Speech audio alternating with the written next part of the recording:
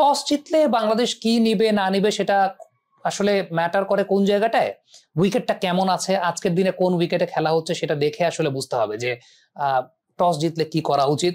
Due factor একটা অনেক বড় প্রবলেমের জায়গা আছে বাংলাদেশের জন্য। আমরা জানি আবুধাবিতে প্রচন্ড গরম, আবার রাতের বেলা টেম্পারেচার ফল করে যায়, টেম্পারেচার ডিউ পয়েন্টের নিচে নেমে যায়। সো সেই জায়গাটাতে বাংলাদেশ অনেক সময় হয়তো বা চাইবে আগে বোলিং করে সেফ থাকতে, কারণ পরে বোলিং করলে প্রবলেম যেটা হয় যে ডিফেন্ড করাটা খুব ডিফিকাল্ট হয়ে যায় এই জায়গাটাতে বাংলাদেশের মতো বোলিং এর নেচার যাদের আছে। তবে এখানে একটা বিষয় উল্লেখযোগ্য, সেই বিষয়টা হচ্ছে যে আপনাকে আপনার টিমের কম্বিনেশন অনুযায়ী আসলে চিন্তা করতে হবে, আপনার মতো করে চিন্তা করতে হবে যে আপনি আপনার কম্বিনেশন অনুযায়ী টসে জয়লাভ করলে কি করলে পরে আপনার জন্য সুবিধা বা কোনটা আপনার জন্য অ্যাডভান্টেজের জায়গা। এটা আমার কাছে ব্যক্তিগতভাবে মনে হয় যে বাংলাদেশের মতো টিম আবুধাবিতে যখন খেলছে আগে বোলিং নেওয়াটা হয়তো বা বেটার। এটা আমার কাছে মনে হয় যে আগে বোলিং নেওয়াটা বেটার, প্রতিপক্ষকে সেই বিবেচনা করার চাইতে।